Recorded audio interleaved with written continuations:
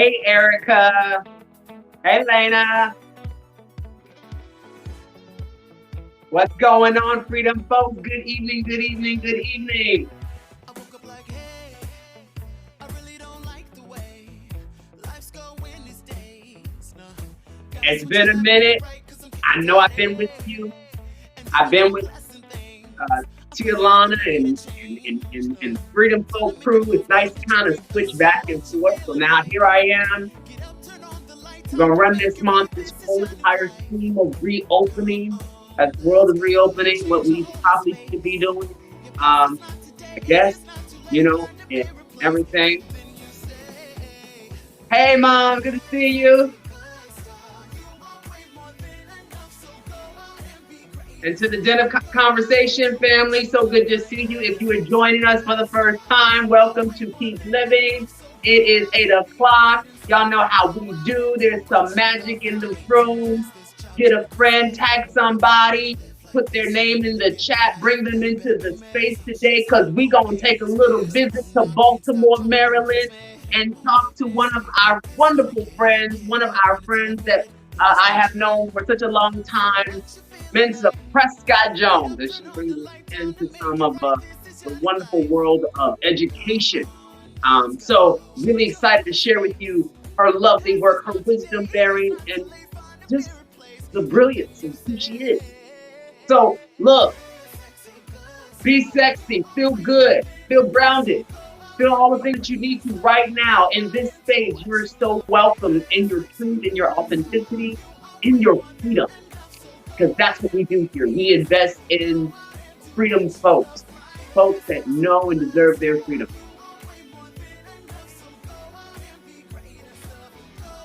Go ahead and click share, get a few good likes in there.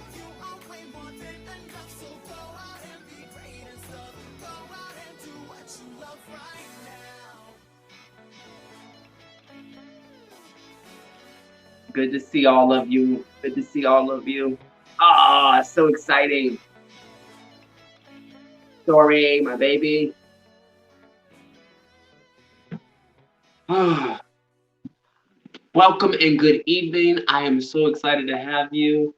I am so excited to invite you to join me with Mensa and have her on this show.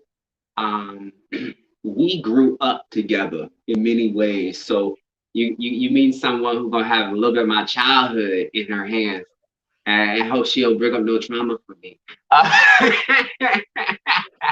No, but I'm really excited to have Mensa, who is located in Baltimore, Maryland, working at the uh, Baltimore Montessori Public Charter School, and she is an incredible Montessori educator. She's been an educator for, if I remember correctly, oh my gosh, over 15 years now, just about. Uh, and really excited to have her wisdom. Not only has she been teaching, but she's doing the thing around diversity and inclusion. So it is phenomenal uh, to see. I'm gonna say it flat out: a black woman doing Montessori. That's fresh, and it's always going to be fresh because there are not that many people of color in Montessori, and who also who make it through that kind of training. So it is very rigorous, and so I'm just share with you, um, uh, Mensa, and how are you? Good evening. Hi, Jay. Hi, Hey, everyone. I'm reading the chat. Hi. Hey, everybody. Nice to meet you if I don't already know you. I'm feeling all right tonight. I'm ready. Hang you out. ready? Hopefully, you won't bring up any trauma for me as well. But, it is what it is. It's what we do. I know, but at least we can hold each other in it. One of the things, that as before we even get started, I just know that we are dealing with a few things. Number one, we're dealing with a lot of gun violence in this country, um, and we are definitely dealing with, once again, another killing. And I want to take the moment, if you will, um, my Freedom Folk family, along with Mensa, I want you to really take a moment with me in just silence, because there's nothing that can be said, and there's nothing that should be said when we think about the um, the shootings in Tennessee. There's nothing that can be said when we are dealing with um, you know Dante Wright in Minneapolis. Um, and so I hold all of that, and I hope that we can gain some control around these issues. Um, but if you just join me in a moment of silence.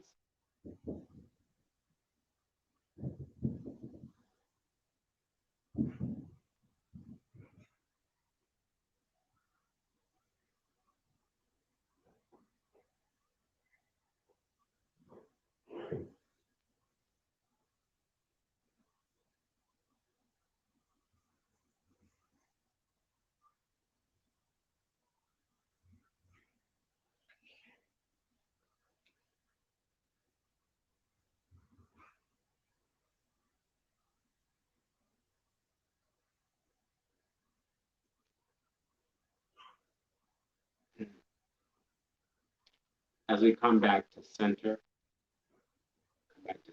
however your position was. Um, I invite us to think about those families, send love to those families that need it most. And Mensa, I mean, one of the things, I mean,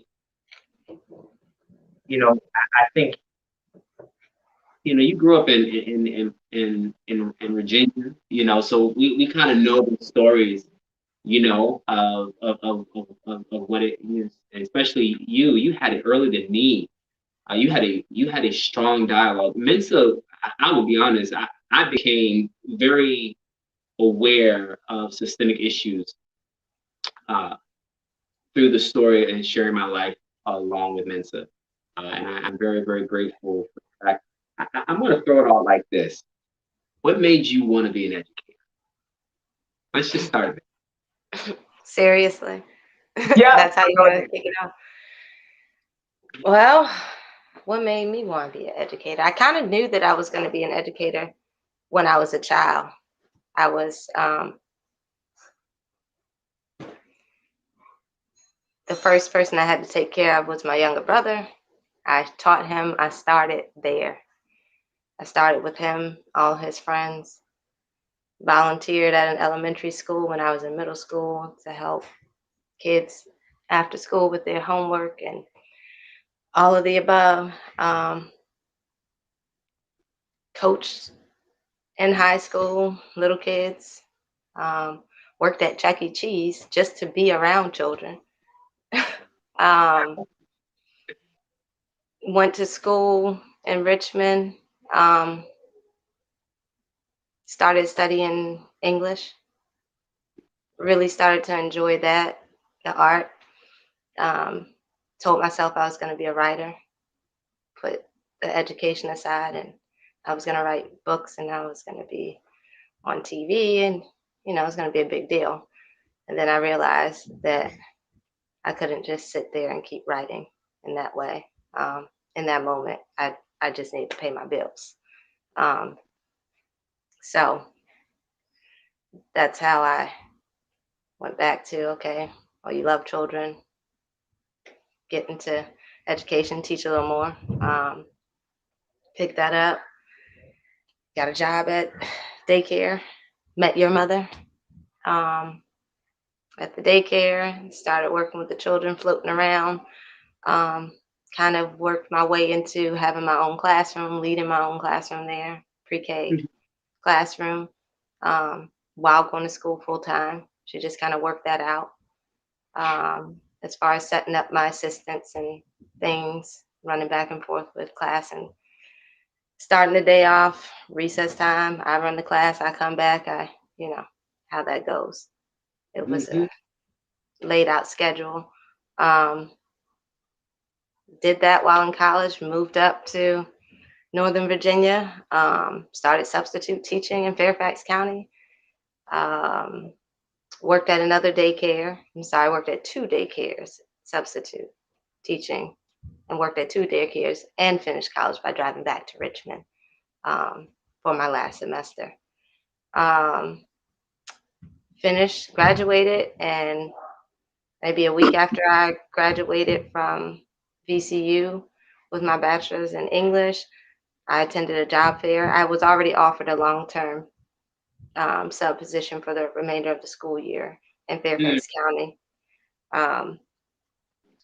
I graduated in December, so I was working in this classroom, and the teacher was in India, and she said, why don't, the substitute stay for the rest of the year when she finishes?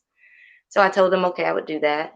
But a job fair came up. I saw it online, attended that in DC, and met Mr. Neal and at that job fair. Immediately, he spoke with me, pulled me in for an interview, went in for the interview the next week, started there the week after. And pretty much it was all history from there. I was in DC for a little while, doing my thing there. Did a lot there. Started off as an English language arts teacher with 7th graders, 37 7th graders, 17 of them had IEPs. So that was a tough one for my first year. I tried to quit maybe 3 times, but I had a lot of people surround me and mentor me, help me out then. Did that for a few years, and then did some training to be a reading intervention specialist there. Did that for a while. Started a girls soccer team, boys soccer team down there. My girls went undefeated and were the champions for the season down there. So we were just doing our little thing, just shaking it up a little bit, just a little bit. Left there, took a break, and started bartending and things. Got a call from you and your wife. And y'all started talking to me about this Montessori thing and Baltimore, and here I am. And I came on up. So, and now I started off as an assistant there in a public Montessori school, the same school, Baltimore Montessori Public Charter. Worked there for 3 years as an assistant. Had my son while being an assistant there. He's 5 now. After he turned 1, he was 1 and some change. Took a break, went to training at the Washington Montessori Institute with Loyola down in Columbia, Maryland. That was intense year of my life. Finished that and came back to Baltimore. Took a job at the same school, my school, Baltimore Montessori Public Charter School.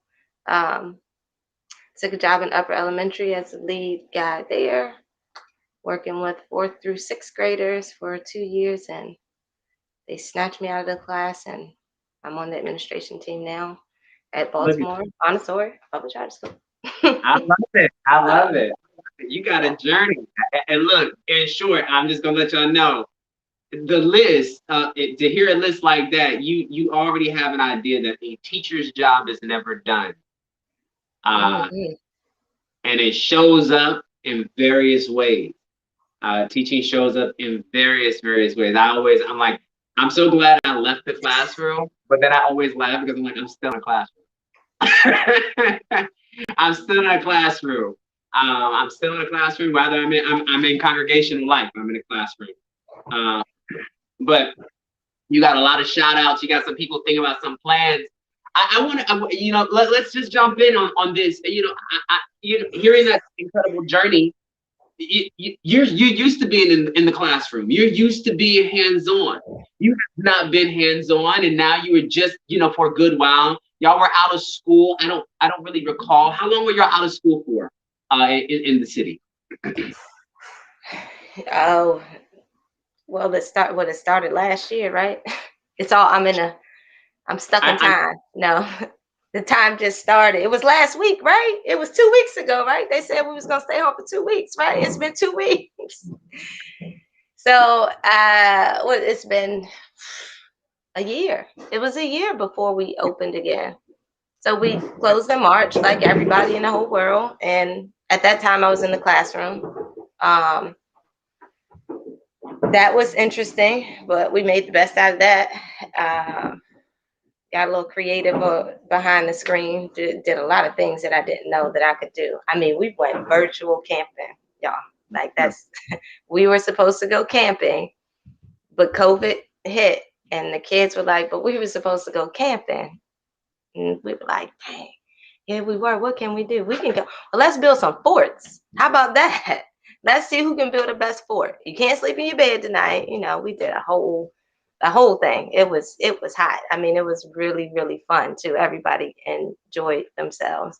I don't even know how we pulled that off. The kids are amazing with their ideas and things. But if you just are there to listen and guide them, you can get a lot of stuff done. Yeah. And so that happened over the summer. Of course, we thought, you watch the news, just like read it, however you got your news to find out what was next. We thought you'd go back. We thought we'd do this. We thought we'd do that. And we ended up starting school off on the computer again. And we've been doing that all the way until we opened the doors a week before we officially marked a year that we have been closed. Okay. So now y'all are officially open, right? We're officially open now. So we opened in March we opened with lower elementary and upper elementary. So grades 1 through 5 is what we started off with. We prioritized how we would bring children in. Of course, it wasn't a free for all quite yet. And Okay. of course, there's still CDC guidelines and people needing to use common sense. So we have to be good administrators and use common sense and follow district rules, as well as what's coming from the state, as well as CDC. You guys know how that goes. So we were only able to bring in a certain amount of students based on the sizes of the room, which were about 10 students per teacher. So we have 10 students in each class, 2 teachers. In Montessori, you normally find your lead guide and your assistant guide. Because we're a public Montessori school, it's a little different. We switch things up a little bit. So we don't have assistant guides for elementary age students. We have what we call SSLs. So student support liaisons. So they support students in various ways. We came up with that name kind of to break down some of the history and stigmas with these titles in Montessori. A lot of times you go ahead. No. I was, because I'm just sitting here thinking, like, because the breakdown of Montessori, because I used to work in Lutherville Montessori in the county of Baltimore. And so it was a predominantly white school. And I'm beginning to think now, as you're talking about reopening, I'm imagining now, if you've never been to Baltimore, particularly inner city, right? One of the things that I think is important to know is that this school is very inclusive and diverse school with not only diversity in the sense of just race, but economic class, right? And then we're looking at not only an economic class, I mean, we were literally talking about children who grew up, if you've never heard of it before, The Wire, in parts of Baltimore that would be almost deemed, at one point deeply unsafe. And here it is, this school is smack dab in that, and was in that as as everything was going through change.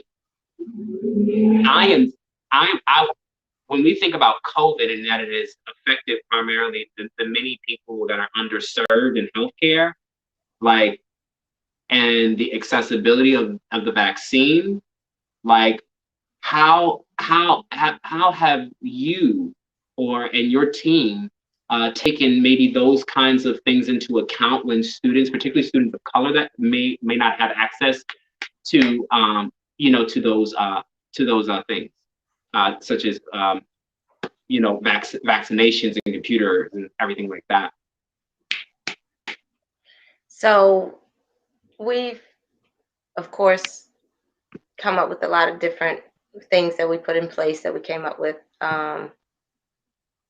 to be proactive in this pandemic, as far as pulling all of our technology together as much as possible. One, and that's one of the things that I am currently the educational associate, but because we're in the midst of a pandemic, I can't get my hands on and in the classrooms to support the teachers and the students in the way that I should. And with that, the only thing I can do is make sure that I am the bridge to that connection. And the connection is the computer right now. So over the summer, they sent out a survey, did a little survey situation. A lot of our Black or brown children, parents didn't respond to the survey over the summer. So we didn't have an accurate number of computers we needed. That was, of course, you don't have an accurate number of computers you need, but if you know your students, you know your population, you already know who you're working with what you're working with, then you know how to prepare or better prepare for situations like this. And for me personally, I appreciate being placed in that position to be able to make a lot of those calls and talk to a lot of the people who are in place to help provide the tools that our students need, and that maybe not all of our students need, and to be as fair as possible in this time of need to get everybody exactly what they need.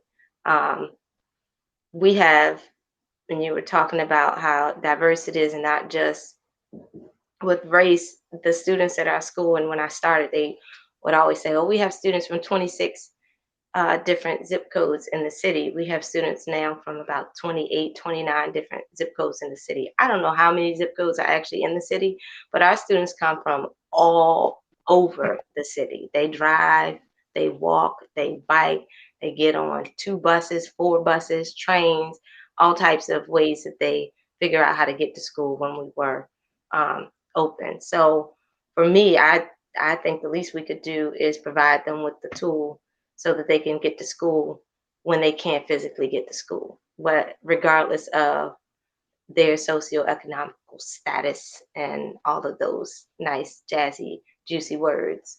But regardless of whether you were broke or paid, whether you walk or rode in a Benz, you had to get to school by using this device. So make sure everybody has that device, because you can't get to school. You don't have another option of getting to school in the way that you can just use your feet and walk, because I'm broke, but I do live up the street, so I can get to school regardless.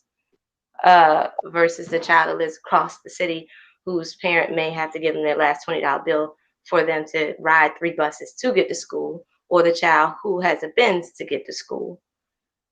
Currently, everybody is stuck. You're in a box. We're boxed into this screen. So give them the damn screen. And we have to figure that out. And we had to do that. And at the time when the whole world needs that, it made it more difficult. I mean, you may have the funds, and we may want to make sure that we're being equitable and everybody gets one. But to be honest, we're still waiting for laptops that were supposed to come in August. And it's, what month is this? April? We are literally still waiting for the laptops we ordered that were supposed to be delivered in August. School started in September, which means we never got the student laptops. So we had to make do with what we had, fix a lot of old laptops, reach out, get some refurbished laptops, and do a lot of tricks and trades. What as you're talking about these, like, because this is big, and I wish, I think it, I don't know if it's possible while we're in our kind of in our last stretch here, But Justice, if we can do it, let's see if we can get the link for Baltimore Montessori if people want to donate, to the school, to ensure that at least, a lot of, and I know if y'all are in spaces, you need hand sanitizer, you need all that stuff being opened up. And we were just recently at, and I'm going to say, like, we were just at Susquehanna Valley, and we were just talking about food deserts. And I know, like, and how we, it's incredibly, it is incredibly difficult, for some of our students who don't have their lunch available because they are, of course, having to take these 3 and 4 different buses. And this is inner city living, like the access to food, the access to computers. And here it is, we're talking about Montessori education in the middle. This is really revolutionary. And here you are navigating so many of those politics while being in a pandemic. Because the pandemic is not over. I don't care how many times we get vaccinated. It's not over. You still got to be in a classroom with a mask. You still got to be on your P's and Q's, writing your lesson plans late at night, for those teachers who are doing it. I mean, I talk to you all the time, and I'm like, you're in a meeting after one meeting, after one meeting, after one meeting. And then I don't hear from you for about another good month or so. And it's because we're on this vibe. So I definitely want to make sure we can get us plugged in for those who really would love to offer something. I think that it's just something very powerful. But one of the other things, the it's Baltimore Montessori Public Charter School. Baltimore Montessori Public Charter School. I think it should be up there.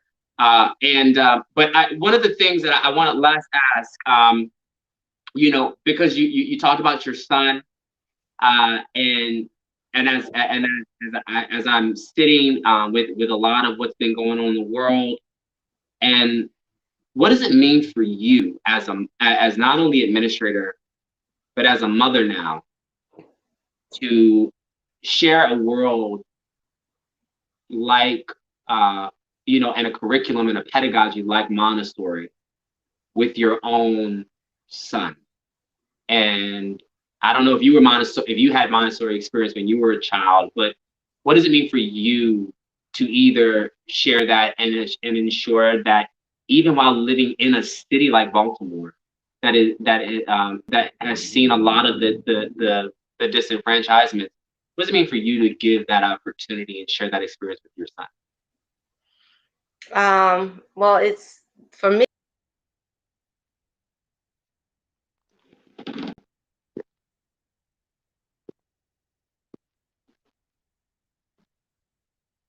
I did not have.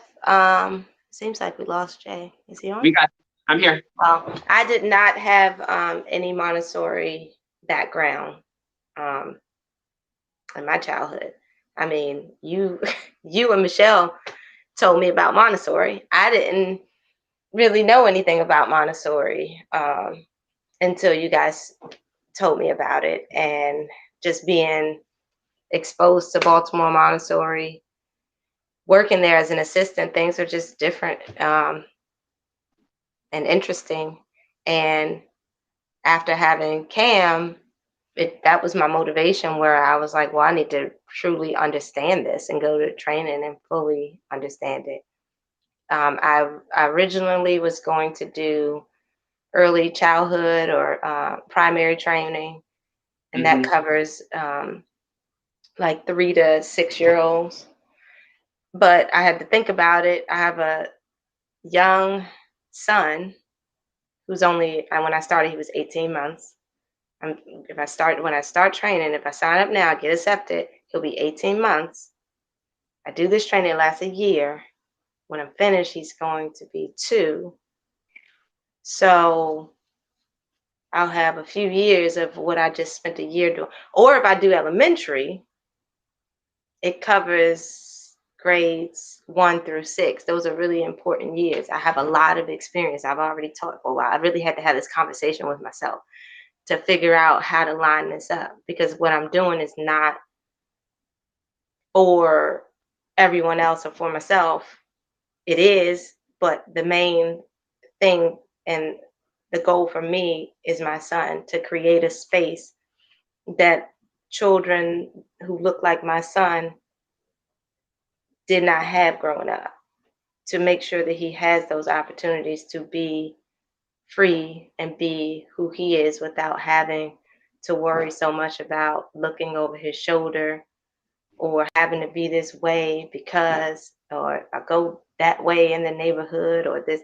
I wanted to make sure that he was being exposed to people who would just accept him for who he is, allow him to develop in the way that he felt like developing, and that be okay. Now, it's all within limits, of course. I'm Yeah. not just letting my child run ragged, free. But if you, I mean, I say if you met him, but if you guys, everybody else met him, you know my son. I mean, he blow your mind, and that's not just to brag because he's my son, but he does, and I think part of that is just my approach. And I think a lot of times, even with family and friends, everyone, you don't completely understand, because if you don't fully understand, you won't understand. You may see a lot of things, they're like, oh, that's nice. Oh, and she does Montessori, and that's nice. I like the way she did that, but you don't really understand why I'm doing it. Or some people may see me doing a certain thing with him, and it's, oh, that's odd, that's weird. Why is she doing that with Yeah. him? But Yeah. it's reasons for everything, just to help him understand himself, so that when I'm not there, he's okay.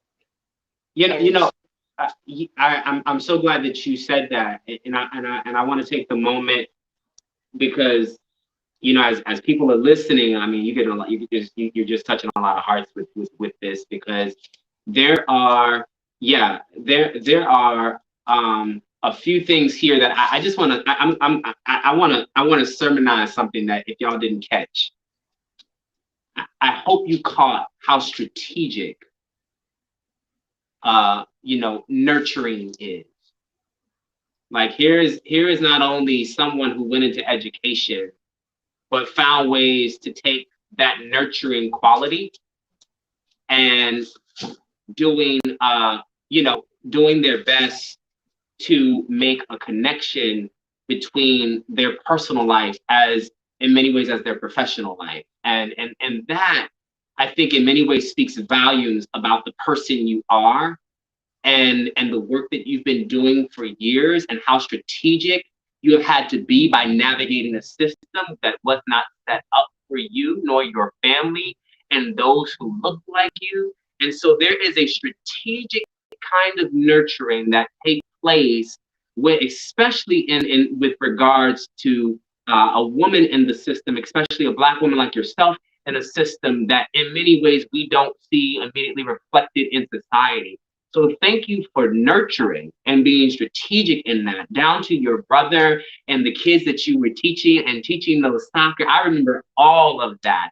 And you really deserve, you know, and I commend you for the work that you were doing. I hope that, you know, for those of you who have tuned in today, that you know, as we think about reopening, along with this reopening with people like Mensa, there is something that comes with it, which I think is deeply important, which is a revolution. And that revolution, to be radically different, to offer opportunities still to students, and make ways out of no ways. When and so I thank you all for tuning in tonight. Let's go ahead and kick this music. Missy, you gonna stay with me? You gonna jam with me now with this one, okay? And good night, and love you all. Let's make some magic happen. Feel free to Thank give you. to the Baltimore Montessori Public Charter. Get out there, give a little something, get them kids some hand sanitizer so they can wipe their little snotty noses and stuff. Y'all know how they are. Don't even pretend like you ain't never been in the classroom. You know, tell a friend. Let's give Mensa some love. That's some hard work out there. Baltimore's doing their thing, best they can, in the way that we do it. That's why we call Be More. We be more all the time.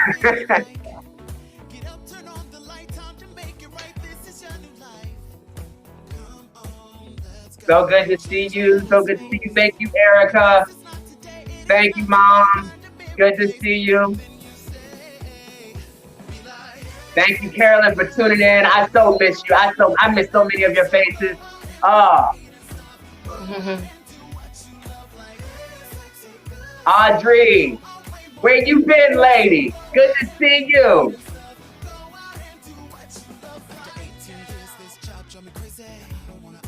So good to see all of you. So good to see your magic. Freedom folks, y'all know what we do.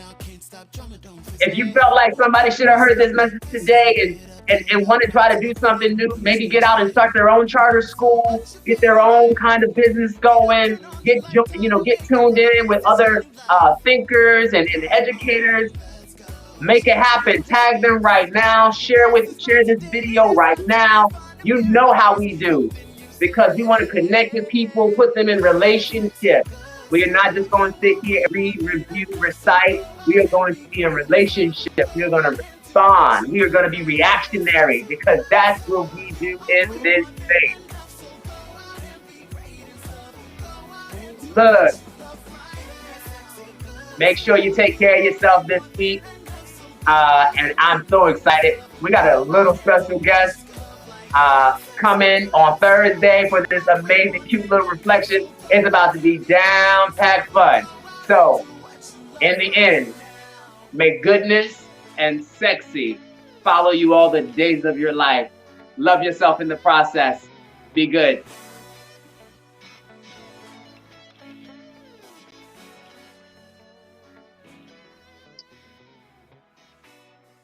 Good night.